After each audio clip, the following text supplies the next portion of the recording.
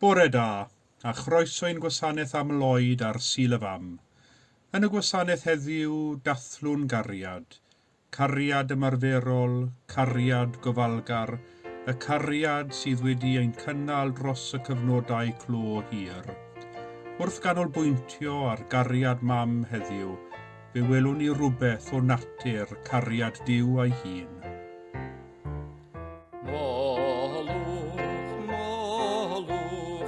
Molwch yn y bore, molwch eich bob munud, molwch nes mae chlyd ar hael. Dwedwch am yr Iesu, dwedwch am ei gariad,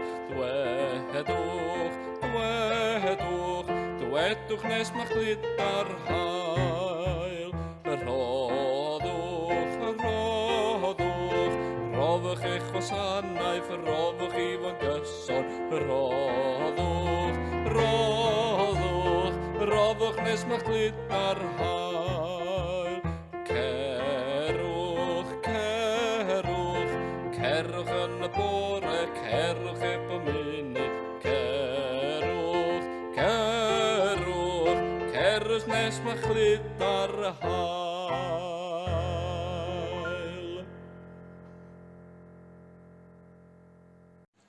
Fy mrodyr am chwiorydd, yr ydym yn dod ynghyd yn rhithiol yn enw'r arglwydd, gan roi diolch am y gwahanol ffyrdd y bu'n i gael ein meithrin yng nghariad Duw. Ers pan oeddem ymreichiau ein mam, bu Duw yn ein bendithio ar ein taith a rhoddion a neirif o gariad. Drwy ein bedydd, fe'n ganwyd i mewn i fywyd teulu Duw yr Eglwys, gan brofi gofal cariadus Duw.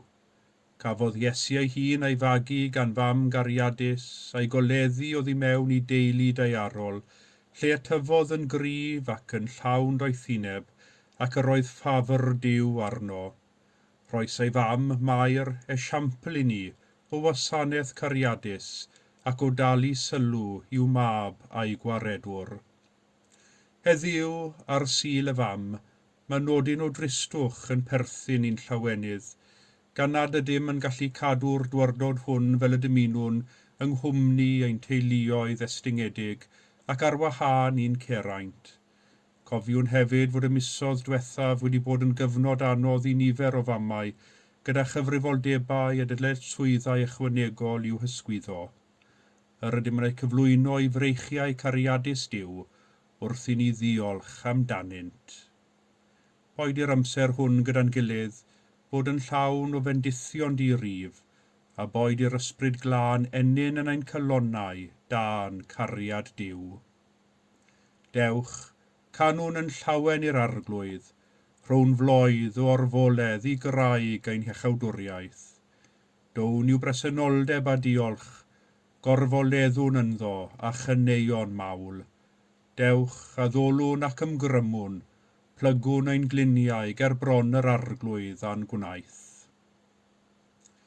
Dywedodd ein harglwydd Iesu Grist, y gorchymyn cyntaf yw gwrando o Israel, yr arglwydd ein Duw yw'r unig arglwydd, a char yr arglwydd dy Dduw ath holl galon ac ath holl enaid ac ath holl feddwl ac ath holl nerth.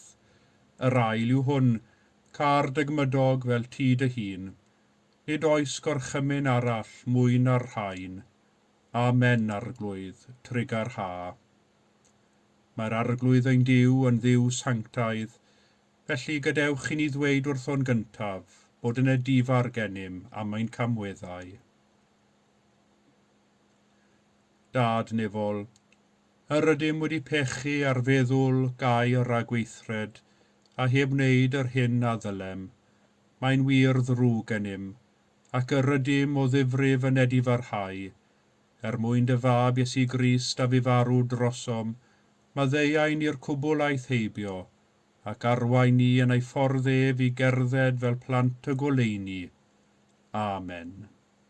Yr holl alluog Dduw sy'n maddau i bawb sy'n wir a difeiriol, a drigyrhau wrthych, a chryddhau o bechod, a'ch cadarnhau mewn daioni, a'ch cadw yn y bywyd tragwyddol, trwy Iesu Grist ein harglwydd. Amen.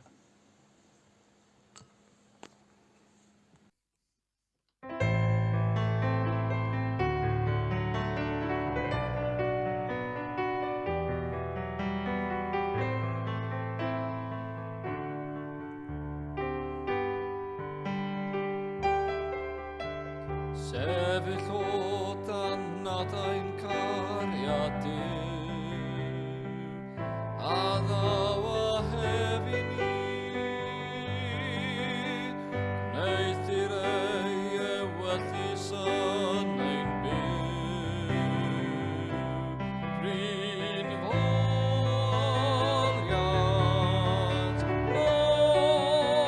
moliant, moliant i fwyr. Plygu wrth ei draed yn wyloedd nawr, gan y fyw mewn harmoni, un o gyda'n gilydd yn ein mawr. Tailon,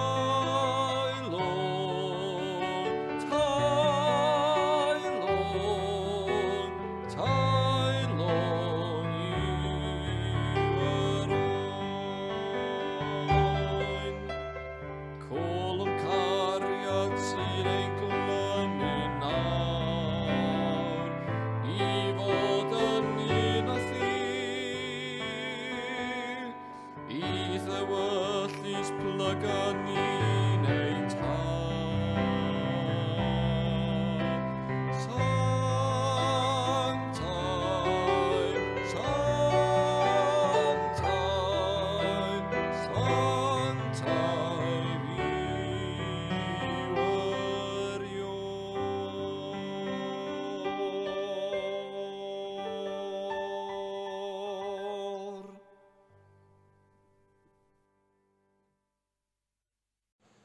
Teulu Dew yw'r eglwys, ynddo ef y cawn ein llawenydd a'n tangnefedd, o dad, adfywia nertha ni a thras. A'r colect ar gyfer y 4 Sul yn y Garawys, Sul y fam, gweddiwn.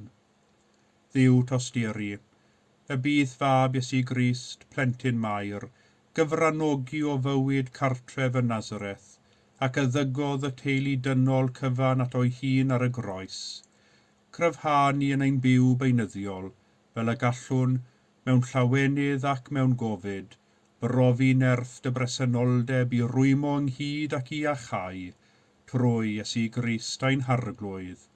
Amen. Genedigaeth Moses. Priododd gŵr o dylwyth Lefi ac un o ferched Lefi. Beichiogodd hithau ac esgor ar fab. A phan welodd ei fod yn glws, fe'i cuddiodd am 3 mis.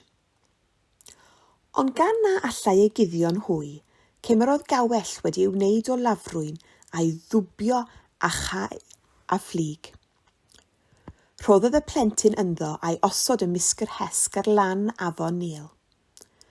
Yr oedd chwaer y plentyn yn sefyll neu pell oddi wrth mwyn iddi cael gwybod beth oedd ddigwyddodd iddo.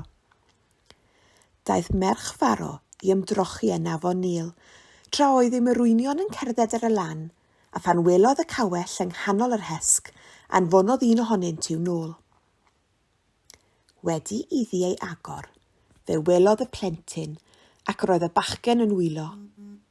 Tostirodd hithau wrtho a dweud, un o blant yr Hebread yw hwn. Yna, cyfynodd chwaer y plentyn i ferch Faro, a gaf i fynd i chwilio am famaeth o blith gwragedd yr Hebread iddi fagu'r plentyn i tŷ. Atebodd merch Faro, dos. Felly aeth y ferch ymaith a galw mam y plentyn. Dywedodd merch Faro wrth honno, cymer y plentyn hwn a'i fagu i mi, ac fe roddo finnau dal i ti. Fe cymerodd o wraig y plentyn a'i fagu. Wedi'r plentyn dyfu i fyny, aeth ag ef yn ôl at ferch Faro.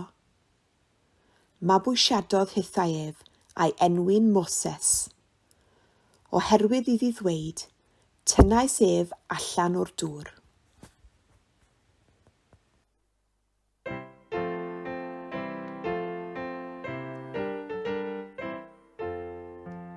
Yr arglwydd yw fy Micael, dilyn a fe bob dydd. Fem tywys at y dyfroedd, dilyn a fe bob dydd. Bob dydd, bob dydd, dilyn a fe bob dydd. Bob dydd, bob dydd, dilyn a fe bob dydd.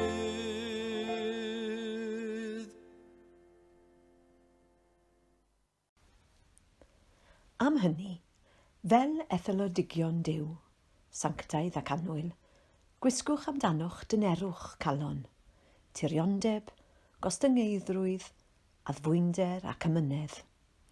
Goddefwch eich gilydd a myddeiwch eich gilydd os bydd gan rhywun gwyn yn erbyn rhywun arall, fel y myddeiodd yr arglwydd i chwi, felly gwnewch hithau. Tros yr rhain i gyd, gwisgwch gariad sy'n rhwymin perffeithrwydd. Bydded i dangnefedd Crist lywodraethu yn eich calonnau, i hyn y cawswch eich galw yn un corff. A byddwch yn ddiolchgar. Bydded i air Crist breswylio ynoch yn ei gyfoeth. Dysgwch a rhybuddiwch eich gilydd gyda phob doethineb. A cholonnau diolchgar canwch i Dduw salmau ac ymynau a chaniadau ysbrydol. Beth bynnag yr ydych neu wneud, ar air neu ar weithred, gwnewch bopeth yn enw yr arglwydd Iesu, gan roi diolch i Dduw, y Tad, trwyddo ef. Tros yr rhain i gyd, gwisgwch gariad sy'n rhwymin perffeithrwydd. Y bedwaredd adnod ar 10 o'r 10 bennod o epistol Paul at y Colosiaid. Beth oedd y gair cyntaf oll i chi ei lefaru pan ddechreuoch chi siarad fel baban? Rwy'n amen fawr bod unrhyw un ohonom yn cofio llefaru ein gair cyntaf. Dydw i ddim, ond dwi'n cofio gofyn i'm rhieni fwy nag unwaith pan oeddwn yn blentyn, os oedden nhw'n gallu cofio beth oedd fy ngair cyntaf. Ateb fy mam oedd, ydw, dwi'n gallu cofio ti'n dweud mami am y tro cyntaf, ac yn yr un modd ateb fy nhad oedd, a dwi'n gallu cofio ti'n dweud dadi am y tro cyntaf. Fel plentyn, doedd yr atebion hyn ddim yn fy nigoni o gwbl. Ro'n i am wybod pa air oedd y cyntaf oll, mami neu dadi. A dyma'r ddau yn dechrau esgus dadlau gyda'i gilydd. Fy mam yn dweud, wel, mami byd siŵr, a'n nhad yn dweud, nag e wir, dadi oedd ei air cyntaf. A dyna lle o'n i yn y canol, yn mwynhau clywed y ddau yn esgus dadlau dros fy ngair cyntaf. Dydy arbenigwyr ar lefaru ddim y gytun chwaith ar beth yw'r gair cyntaf y mae bybanod yn dieddol i'w ddweud, a mae rhai o'r farn bod y gair dadi yn haws i faban ei ddweud na'r gair mami, ond dwi'n siŵr ei fod yn dibynnu'n llwyr ar bob baban unigol wrth iddo ddysgu'r ddawn o eirio a llefaru. Ond mae'r ddau air yn debyg iawn i'w gilydd, dwy sill, gyda a hir yn y canol ac i dot hir ar y diwedd, a'r ddwy gitsain yn union yr un peth ar y dechrau ac yng nghanol y gair. Does dim byd yn anodd nac yn soffistigedig yn y ddau air, ac mae'n ddiddorol sylwi ar gymaint o ieithoedd eraill sy'n defnyddio geiriau tebyg i mami a dadi. Wrth gwrs geiriau personol iawn yw'r rhain, geiriau y mae'r plentyn yn ei defnyddio i alw ar ei rieni yn wahanol i'r geiriau ffurfiol mam a dad. Mae'r geiriau hyn yn eiriau sy'n nodi perthynas, geiriau sy'n cyfleu agosatrwydd a dibyniaeth. Er ei bod yn eiriau syml, y maent yn eiriau sy'n golygu'r byd i ni. Yng nghysgod ac yng ngofal mami a dadi, y geiriau cyntaf hyn a lefarwn, ac yn ein perthynas â nhw, fe ddysgwn am y byd o'n hamgylch, ac fe dyfwn ac fe eiddfedwn i fod yn oedolion. Beth bynnag ein hoedran, mae ein mam yn aros yn mami, a'n tad yn aros yn dadi, ac mae gennym lawer i ddiolch amdano un rhieni, mwy nag yr ydym yn sylweddoli, dwi'n siŵr. Mae heddiw'n Sul y Fam, ac erbyn hyn mae gan y tadau ei sul arbennig hefyd yng nghanol mis Mehefin. Ydy, mae'n bwysig i ni ganolbwyntio ar ddiolch i famau heddiw, yn enwedig o ystyried y gwaith, y cyfrifoldebau ac y straen ychwanegol y mae'r cyfnodau clo wedi osod ar fywyd y teulu. Nid yn unig y mae rhieni wedi gorfod bod yn mami a dadi i'w plant, ond fe'i gorfodwyd i fod hefyd yn gogyddion, athrawon, diddanwyr, cysurwyr, glanhawyr, tra'n parhau i weithio yn ei swyddi a mwy na thebyg yn gweithio adre. A hynny gyd heb strwythurau a chymorth y gymuned ehangach. Mae hen ddehareb o Affrica sy'n dweud, mae'n cymryd pentref neu gymuned i fagu plentyn, ac efallai bod y cyfnodau clo hyn wedi dangos pa mor wir yw'r ddehareb hon. Hefyd, mae'r cyfnodau clo hyn wedi gweld gwahanol genedlaethau o'r un teulu yn cael ei gorfodi i gadw ar wahân, a'i hunig gysylltiad yw'r hyn a gant drwy sgrin y cyfrifiadur neu rhannu gair dros y ffôn neu sgwrs trwy'r ffenestr y gegin. Mae'r misoedd diwethaf wedi profi ymynedd, dycnwch a dyfalbarhad pawb gyda rhieni o bob oedran a phlant o bob oedran wedi gorfod aberthu llawer diogelwch a lles ei gilydd. Ar Sul y Fam eleni, wrth i ni ddiolch, mae'n bwysig i ni gydnabod y loes a'r boen a ddaw o fod ar wahân i'n Ceraint, mamau, tadau, plant, wyrion, ffrindiau agos a chydnabod y loes hwn ger bron Duw a'i gyflwyno iddo. Y mae pob aberth o gariad yn gostus. Yn y darlleniad o'r Hen Testament o lyfr Exodus, fe glawson yr hanes am y baban Moses yn cael ei osod mewn cawell, a'i fam yn gwneud y penderfyniad anodd i'w guddio ymysg yr hesg ar yr afon Neil. Nid oedd hwn yn benderfyniad hawdd i'w fam, un bach, 3 mis oed, oedd Moses ar y pryd. Ond roedd Pharo wedi rhoi'r gorchymyn y dylai pob gwryw a aned i Hebreaid gael ei ladd. Felly, yr oedd bywyd Moses yn y fantol, a cheisio achub bywyd ei mab oedd ei fam. Ei chariad tuag at ei phlentyn oedd wedi ei gorfodi i'w guddio ymysg yr hesg. Does dim math arall o gariad i'w gymharu a chariad mam. Ond fel y digwyddodd pethau, daeth merch Pharo i lawr at yr afon i ymolchi, ac yno fe welodd hi'r cawell ymysg yr hesg.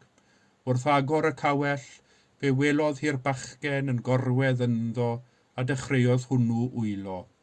Fe synhwyrodd merch Pharo'n syth, mae un o blant yr Hebreaid oedd hwn, ac fe gymerodd drigaredd arno, ac yn lle dweud wrth Pharo, fe gymerodd hi gyfrifoldeb amdano. Ac wrth lwc a bendith, yr oedd chwaer Moses yno yn gwylio hyn oll, ac fe gymerodd hither cyfle a chynnig mynd i chwilio am famaeth o blith yr Hebreaid i ofalu amdano. Daeth o hyd i'w mam a'i chyflwyno i ferch Pharo, ac fe gafodd mam Moses y cyfle i fagu ei phlentyn ei hun, ond heb ddangos iddo mae hi oedd ei fam. Gwell ganddi hynny na cholli ei phlentyn yn gyfan gwbl, ond roedd ei haberth yn fawr. Mae'n rhaid i ni gofio hyn, wedi iddi ei fagu, roedd yn rhaid iddi roi ei phlentyn yn ôl i ferch Pharo i'w fabwysiadu, gan dorri pob cysylltiad a'i mab.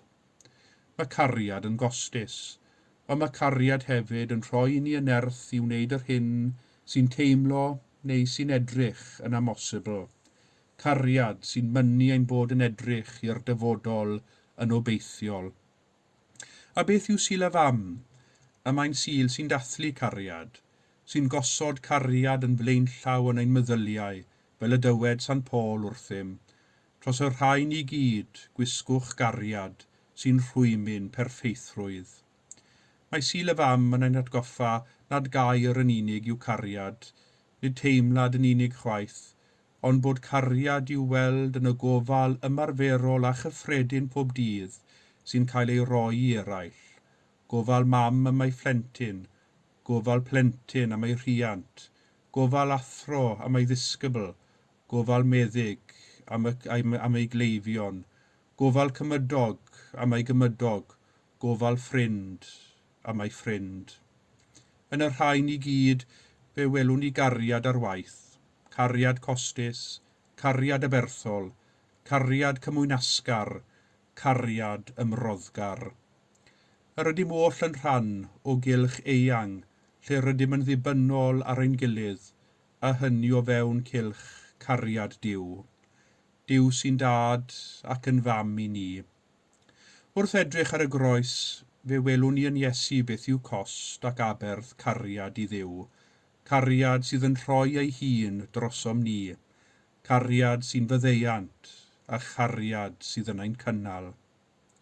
Dathlwn heddiw gariad, a diolchwn am gariad, cariad mam, cariad plentyn, cariad Duw, y cariad sy'n hynaws, y cariad sy'n dal trwy'r cyfan, y cariad hwnnw sydd ymhlyg yn y gair cyntaf o ddaeth o'n genau, mami, neu falle dadi. Gadawodd i chwi ddadle dros hwnna. Amen.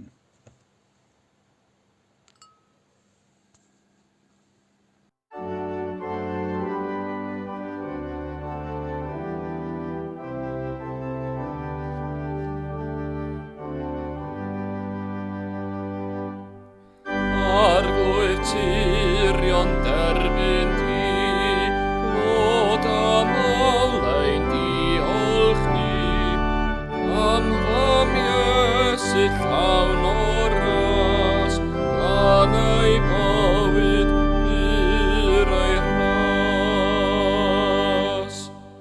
Arglwydd tirion derbyn di, clod am olein diolch ni, am fawr ofal tad a mam, ar ein haelwyd ni chawn gam.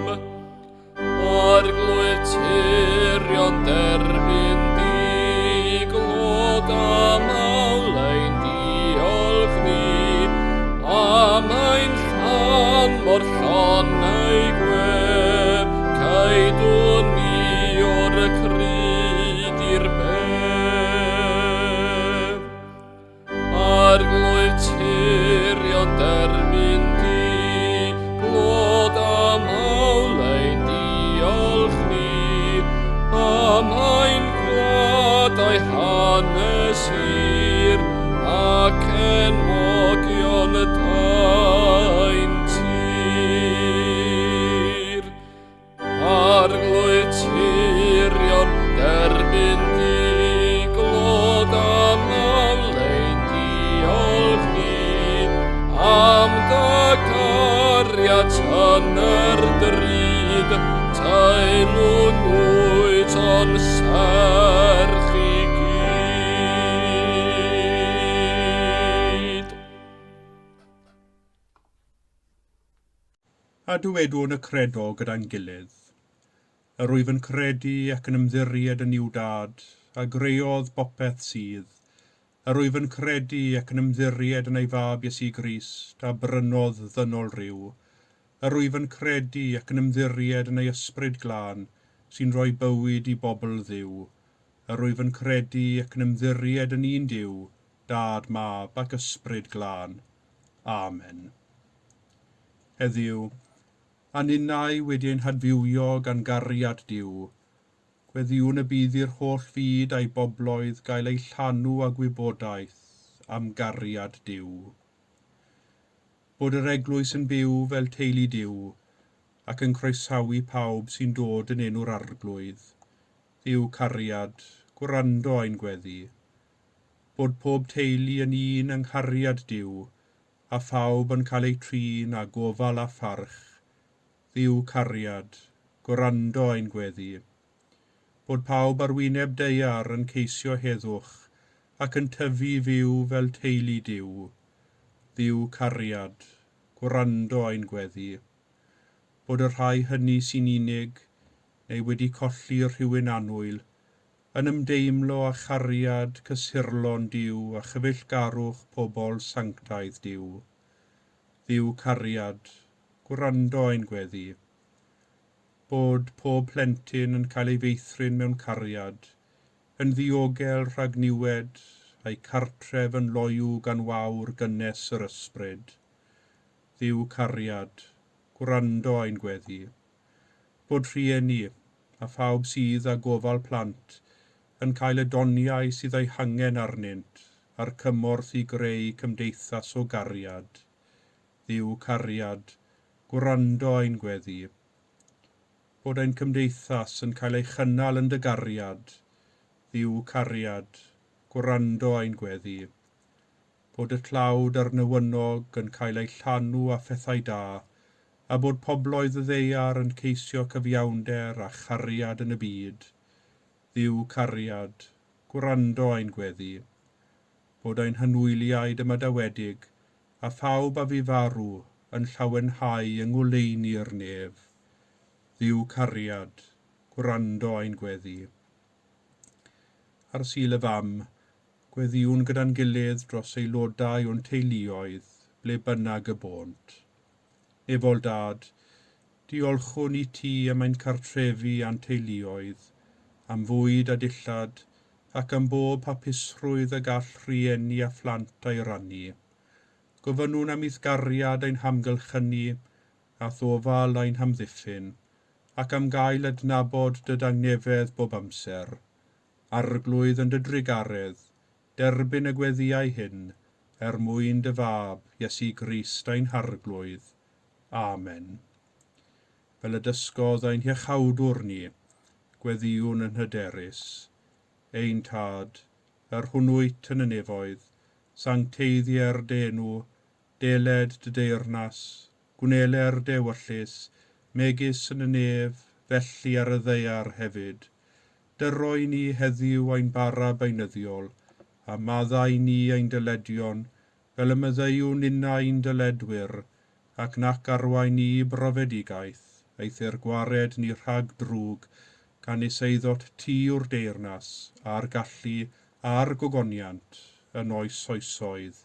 Amen.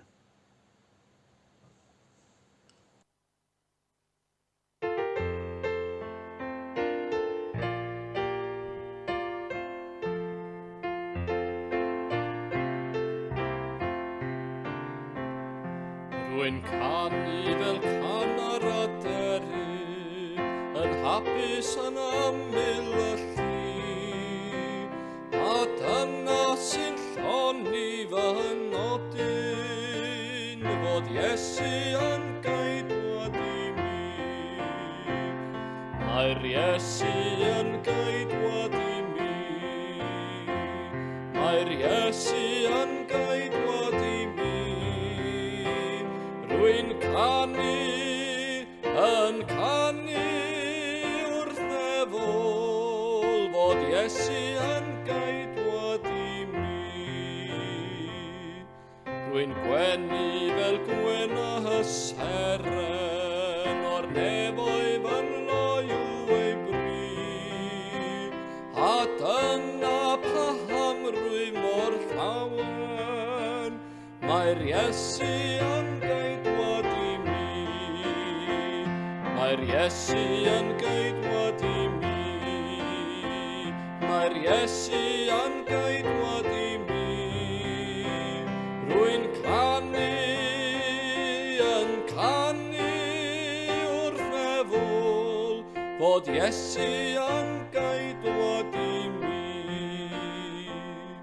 Rwy'n wyn fel y lili fach dyner, rwy'n gwenu yng ngwyl Galfari, gofalu amdanaf bob amser, mae'r Iesu sy'n gaedwad i mi. Mae'r Iesu yn gaedwad i mi. Mae'r Iesu yn gaedwad i mi. Rwy'n canu wrth nefol, fod Iesu yn gaedwad i mi.